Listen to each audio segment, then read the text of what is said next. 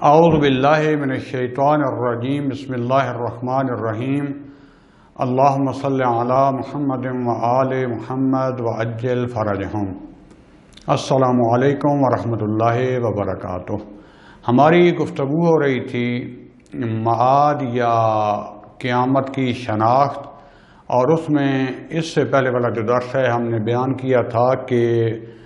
آخرت یا عالم آخرت قیامت کے ہونے پر کون سے دلائل ہیں کہ انسان کو یقین حاصل ہو جائے کہ واقعاً یہ اس دنیا کی زندگی جو ہے یہ دائمی نہیں ہے، یا فقط اور فقط یہی نہیں ہے بلکہ یہ مقدمہ ہے اس عالم آخرت کا، قیامت والی دنیا کا، جیسے کہ اس سے پہلا والا جہان یعنی جو ماں کی شکم میں بچہ ہوتا ہے وہ پہلا مرحلہ تھا اس جہان میں آنے کا۔ تو آخرت والے یعنی اس دوسرے عالم آخرت اور قیامت کا جو جہان وہ جو دنیا ہے، دنیا تو اس کو نہیں کہہ سکتے، اس کو عالم آخرت کہہ سکتے ہیں۔ اس میں جو ہے جانے کا، یہاں سے جو اس دنیا سے پہلا مرحلہ ہے اس کو کہتے ہیں موت، فارسی میں کہتے ہیں مرگ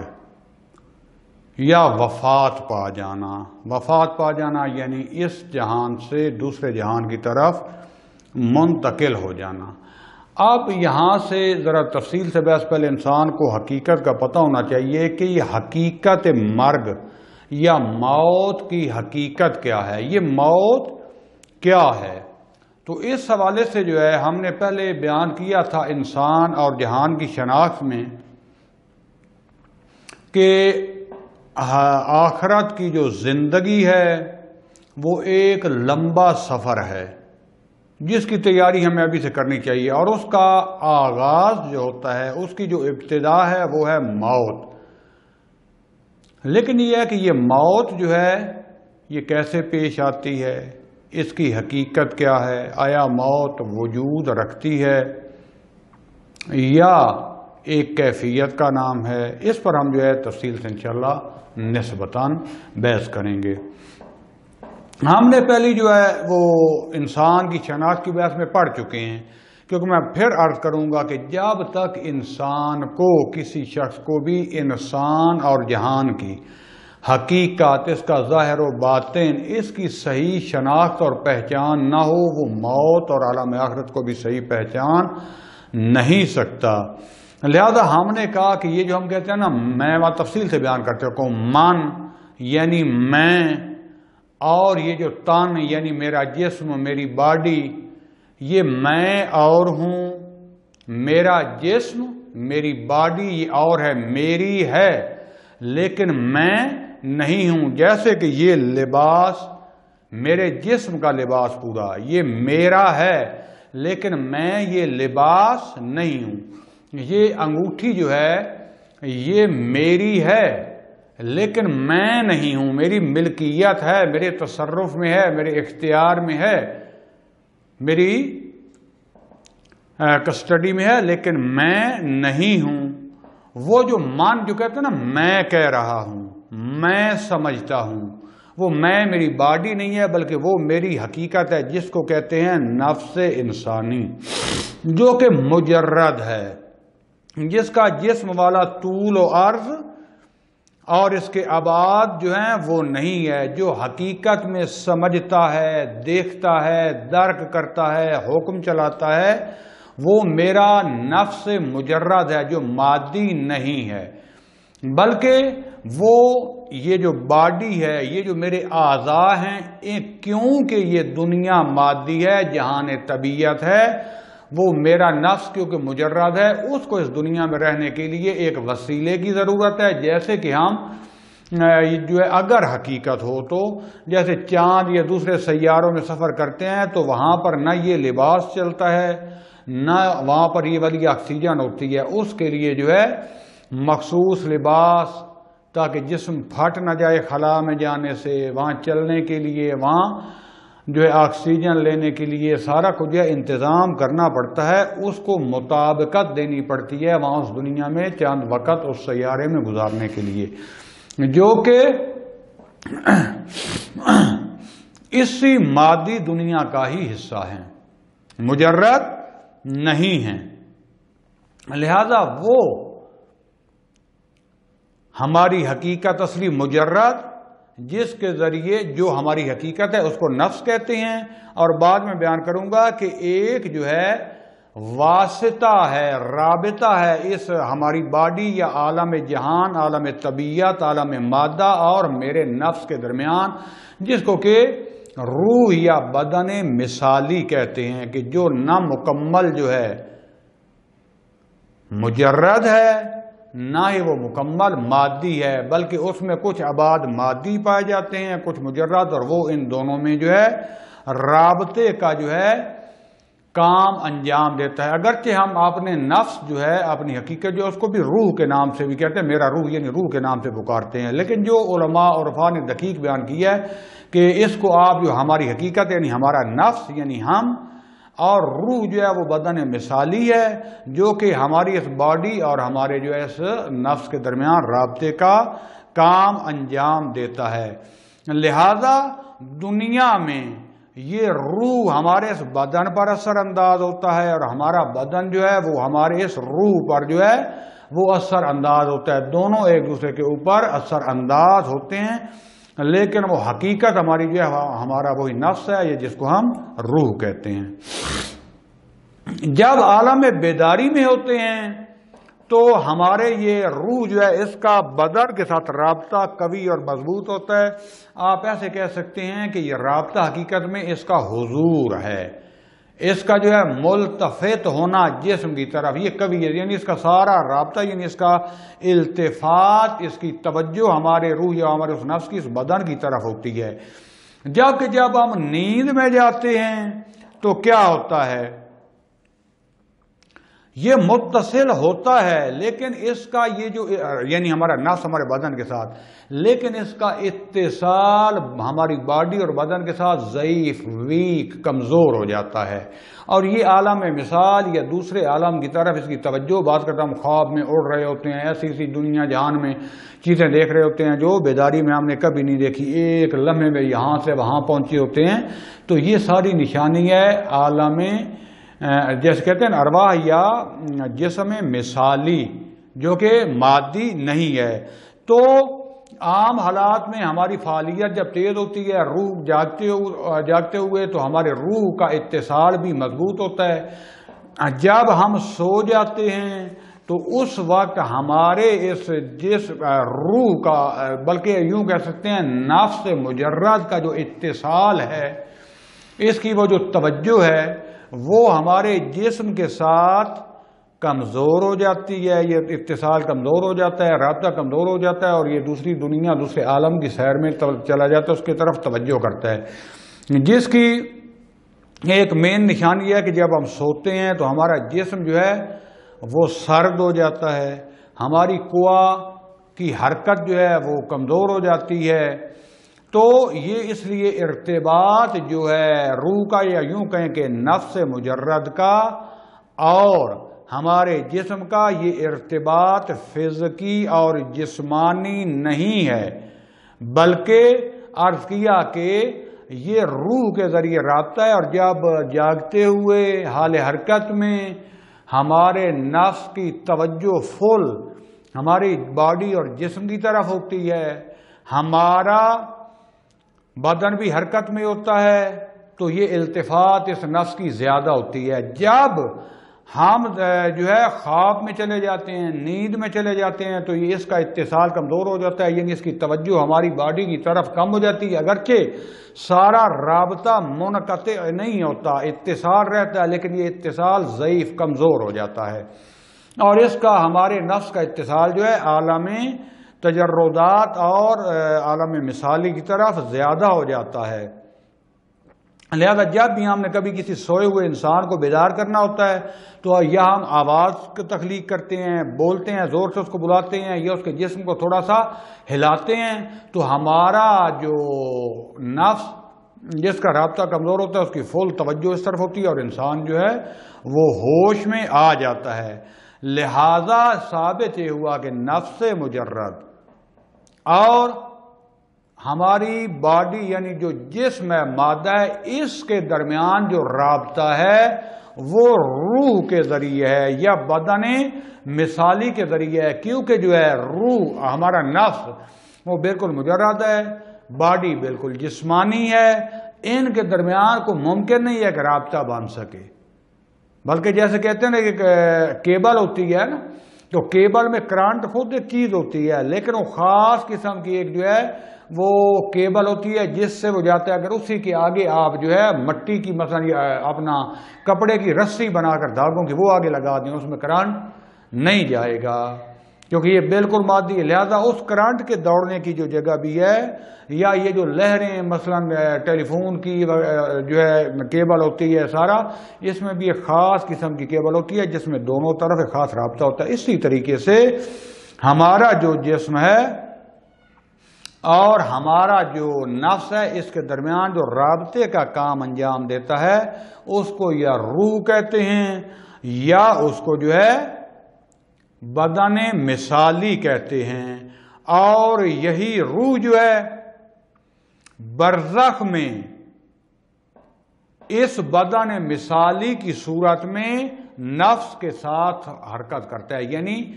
عالم سادہ الفاظ میں اگر بیان کرنا چاہوں تو عالم برزخ میں بھی ہمارا جسم اور باڈی ہوگی، لیکن یہ مادی نہیں ہوگی، بلکہ وہی جو جسم مثالی تھا جس کے ذریعے اس دنیا میں رابطہ رہتا تھا اس باڈی سے، یہ باڈی ادھر ہی رہ جاتی ہے، تو ہمارا روح اس روح مثالی کی طرف کہ جو ظاہری نظر مثلا جسم کی طرف آتا ہے لیکن اس میں مادہ نہیں ہوتا، اس میں یہ نقوش شکل وغیرہ ہوتے ہیں لیکن مادے سے اس کا کوئی تعلق نہیں ہوتا۔ اس کی مثال آپ ایسے لے سکتے ہیں کہ جیسے آج کل انسانوں نے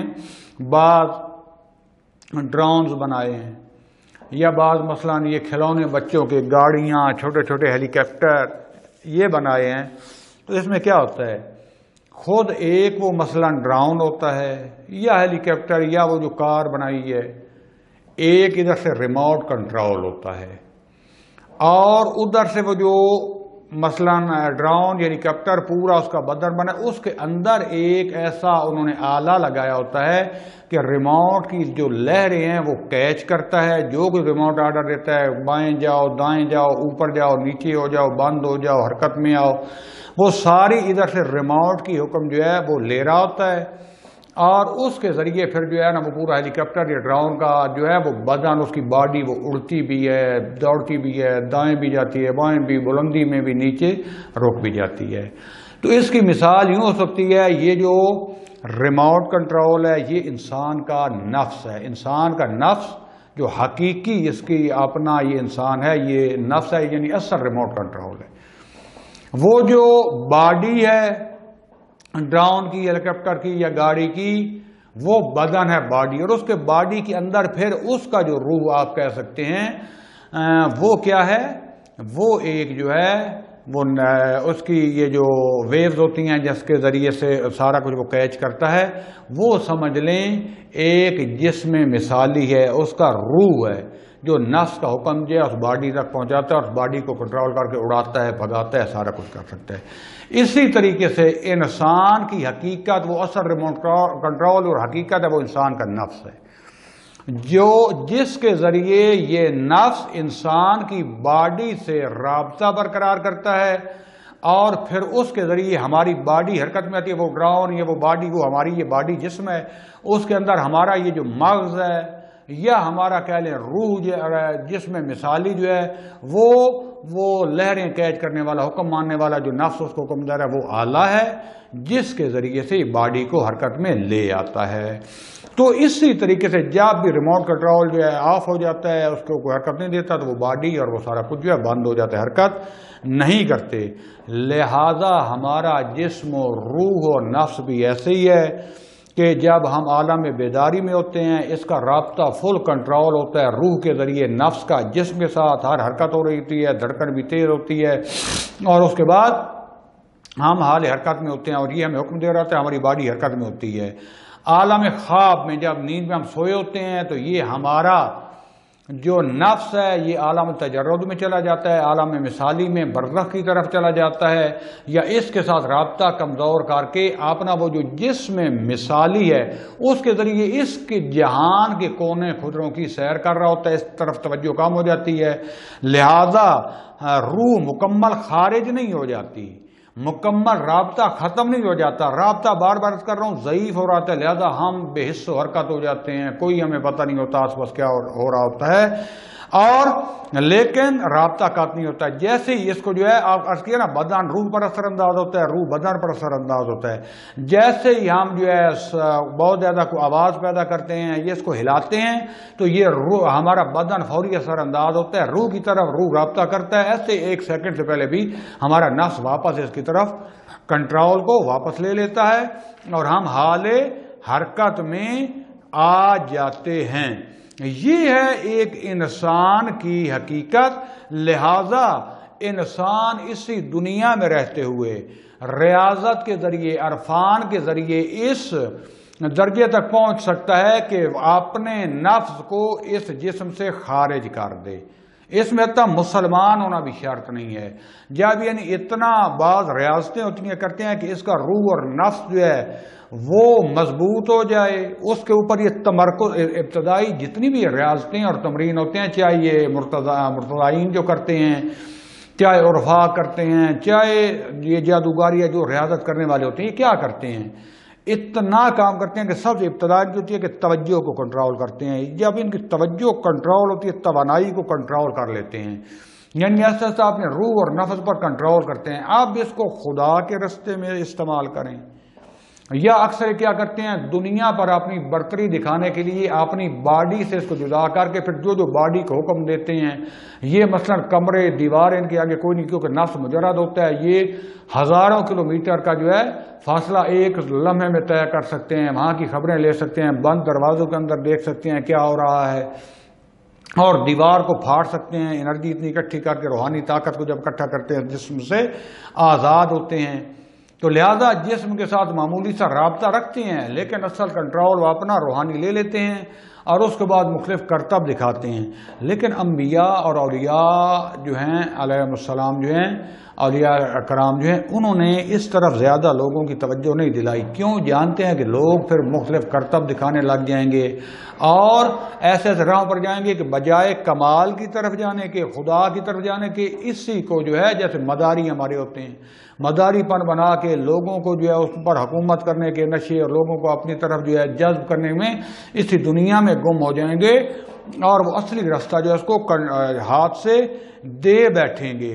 لہذا ائمہ علیہ السلام نے، انبیاء کرام علیہ السلام اور اولیاء کرام جو ہیں، انہوں نے بہت کم معجزات اور چیزیں لوگوں کو دکھائی ہیں اگرچہ اپنی روحانی طاقت کے لیے، خدا کی طرف لے جانے کے لیے جو کچھ بھی کیا ہے، اپنی طرف بلانے کے لیے نہیں کیا۔ آپ نے اگر اطاعت کروائی ہے تو دراصل وہ خدا کے حکم کی اطاعت کروائی ہے، ورنہ خود ہمیشہ خدا کے سامنے سجدہ ریز رہے ہیں۔ لہذا اگر آپ یہ ساری بات سننے کے بعد کوئی سوال کرے کہ آپ مولانا ہمیں یہ بتائیں کہ موت کی حقیقت کیا ہے، موت کسے کہتے ہیں، تو موت کی حقیقت یہ ہے کہ جب انسان کے نفس جو ہے اس کا اتصال، اس کا رابطہ اس بدن کے ساتھ منقطع ہو جاتا ہے، ختم ہو جاتا ہے، تو موت واقع ہو جاتی ہے۔ یعنی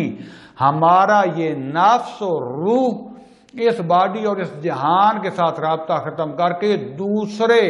جہان مثالی عالم برزخ کی طرف متصل ہو جاتا ہے، وہاں چلا جاتا ہے، تو ہم کہتے ہیں موت واقع ہو گئی ہے۔ اور یہ موت واقع ہونے کے دو اسباب ہیں، دو سبب ہیں، جس کو کہ مرگ طبی کہتے ہیں، طبی موت۔ پہلا جو عامل ہے وہ کون سا ہے کہ بعض اوقات انسان کا بدن اتنا ضعیف یا ٹوٹ پھوٹ کا شکار ہو جاتا ہے، مثلا ایکسیڈنٹ ہو جاتا ہے، گولی لگ جاتی ہے، بیمار اتنا ہو جاتا ہے کہ یہ جسم اتنا ٹوٹ پھوٹ جاتا ہے کہ روح کے ساتھ متصل ہونے کی، اتصال رابطہ برقرار رکھنے کی قوت کھو دیتا ہے۔ کیونکہ جو اتصال کا ارتباط کا اصلی مرکز ہے اس روح کے ساتھ وہ ہے بدن میں وہ جو مغز ہے. مغز بھی تو مادی ہوتا ہے لیکن اصل جو ہے رابطے کا کام بھی انجام دیتا ہے. جب مغز اتنا ضعیف کمزور ویک ہو جاتا ہے یا کام ایسا ایسا کرنا چھوڑ دیتا ہے تو ایسا ایسا جو ہے رابطہ نفس کا کم ہو, جیسے بڑھاپے میں, جیسے بیمار انسانوں کی طرف, جیسے کوئی شدید ایکسیڈنٹ میں زخمی ہو جائے تو جب بھی اس کو چوٹ لگتی ہے تو یہ بدن اس قابل نہیں رہتا کہ اس کا رابطہ روح کے ساتھ متصل ہو. لہذا یہ رابطہ جو ہے یہ کمزور ہونا شروع ہو جاتا ہے اور آہستہ آہستہ یہ بدن جو ہے کیا ہوتا ہے اس نوبت پر یا مغز یہ پہنچ جاتا ہے کہ اس قابل ہی نہیں رہتا کہ اس میں جو ہے یہ روح کا رابطہ برقرار رہ سکے. جیسے کہتے ہیں کہ مثلا کمپیوٹر یا موبائل کی بیٹری جل گئی,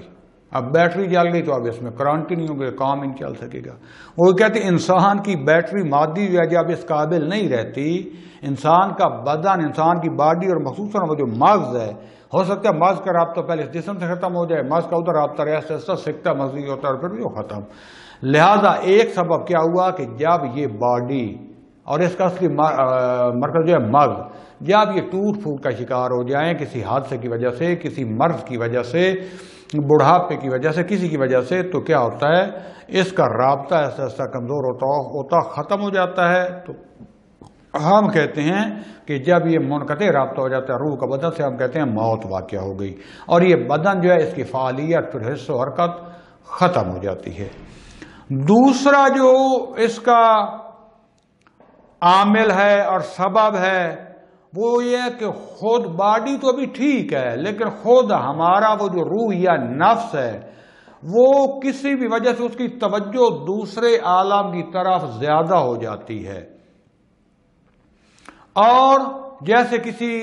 بہت ہی قریبی کی موت واقع ہو, انسان اس سے عشق کرتا ہو, یا کوئی ایسی چیز جو ہوتی ہے جس سے انسان محبت کرتا ہے انسان سے کھو جائے, انسان اس سے بددل ہو کر دوسرے عالم میں اس کو تلاش کرنا, اتنا اس میں محو ہوتا ہے کہ آپ نے اس جسم اور باڈی کے ساتھ جو ہے نا رابطہ کام کرنا شروع ہو جاتا ہے اور یہ بدن ایسا ایسا جیسے ہی رابطہ کم ہوتا ہے روح کا یہ پائی مردہ اور کمزور ہونا شروع ہوتا ہے اور ایستا ایستا جو ہے یہ آپ نے روح کی توجہ جو ہوتی ہے فل دوسرے عالم کی طرف ہو جاتی ہے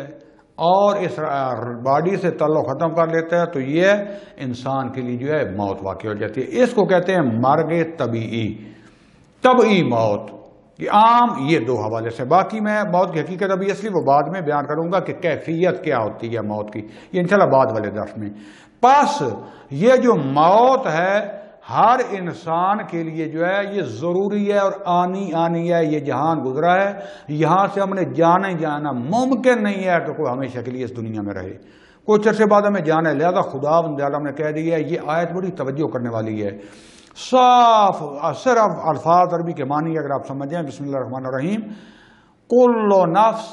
ذائقۃ الموت ثم الینا ترجعون, سورہ عنکبوت آیت 57. ہر نفس موت کا ذائقہ چکھے گا. ہم کہتے ہیں نا اس کو موت آ گئی. موت کیا؟ اللہ کہتا ہے کہ ہر نفس یعنی موت بھی ایک وجود ہے, یہ نفس بھی ایک وجود ہے. ہر انسان ہر نفس موت کا ذائقہ چکھے گا. ذائقہ چکھنا کیسے ہوتا ہے؟ جیسے آپ نے کوئی جو ہے گھر میں مثلا بن رہی تھی کھیر وغیرہ, کوئی فرنی, کوئی کسٹرڈ, کوئی چیز یا مٹھائی ہے, کہتے ہیں تھوڑا سا اس کا ذائقہ چکھیں, میٹھا ٹھیک ہے. آپ کیا کرتے ہیں؟ ذائقہ چکھتے ہیں تو وہ چیز آپ کے اندر ہضم ہو جاتی ہے, یعنی آپ اس کو کھا لیتے ہیں, آپ اس کو ہضم کر لیتے ہیں. وہ آپ کو جو ہے پانی میٹھا یا نہیں شربت کا چکھے, شربت کو آپ پی لیتے ہیں, ہضم کر دیتے ہیں. جب ہضم کرتے ہیں تو اس کی حقیقت کو آپ سمجھ جاتے ہیں. وہ پانی, وہ مٹھائی یا وہ چیز آپ کو نہیں چکھ رہی ہوتی, وہ آپ کو نہیں کھا رہی ہوتی, بلکہ آپ اس کو کھا اور چکھ رہے ہیں. لہذا یہ نفس جو ہے یہ موت کو چکھتا ہے, یعنی ایک ایسی چیز کے جس کو یہ چکھتے ہضم کرتا ہے اور اس دوسرے عالم اور دوسرے جہان میں, جیسے اللہ کہہ رہا ہے ثم الینا ترجعون, کہ ادھر ادھر نہیں جانوروں کی طرح سیدھا اللہ کی بارگاہ میں پہنچنا ہے. بارگاہ یہ بھی خدا کی ہے, یہاں بھی خدا کا سیطرہ ہے, یہاں بھی خدا موجود ہے, لیکن وہاں اتنا وجود وجود واضح ہو جائے گا، آنکھوں کے آگے پردے ہو جائیں گے کہ آپ کو خدا جانتا ہے. ابھی ہم سنتے ہیں، آپ کو حقیقت سمجھ آ جائے گی، دیکھ رہے ہوں گے کہ اب میں اللہ کے بارگاہ میں واقعاً حاضر ہو گیا. ہیں تو جو ادھر بھی حاضر ہونا چاہے وہ حاضر ہیں، لیکن ہم توجہ نہیں کرتے. وہاں باقی ہر چیز سے توجہ ہٹ جائے گی. سامنے خدا کے اپنا اعمال ہوں گے اور ان اعمال سے بنا ہوا آپ کی وہی مثالی باڈی، اور وہاں وجود ہوگا ناقص ہو، خدا نہ خاصہ کمزور ہو. آپ اس کو کمزور کو جو کرنا ہے، اس کو اپنی اصلی جگہ پر لانا ہے. بیماریوں کو دھو سکتا ہے، جہنم میں اسے بیماریوں کو جلانا پڑے، دھونا پڑے. بڑا سخت مرحلہ ہے. خود عالم برزخ انشاءاللہ میں بیان کروں گا. خدا جانتا ہے کہ یہ منازل کتنی کٹھن ہے. مومنین کرام، دوستان عزیز، خدا کے لیے متوجہ ہو جائیں. میرے لیے بھی دعا کریں، اپنے لیے بھی اس طرح متوجہ ہو جائیں. سخت رستے ہیں اس دنیا کی چند دن کی رگینیوں میں، کھو نہ جائیں اور اس کو بھلا نہ بیٹھیں، بلکہ اس طرف اپنا سفر ابھی سے شروع کر دیں، تیاری شروع کر دیں، دن رات تیاری کریں.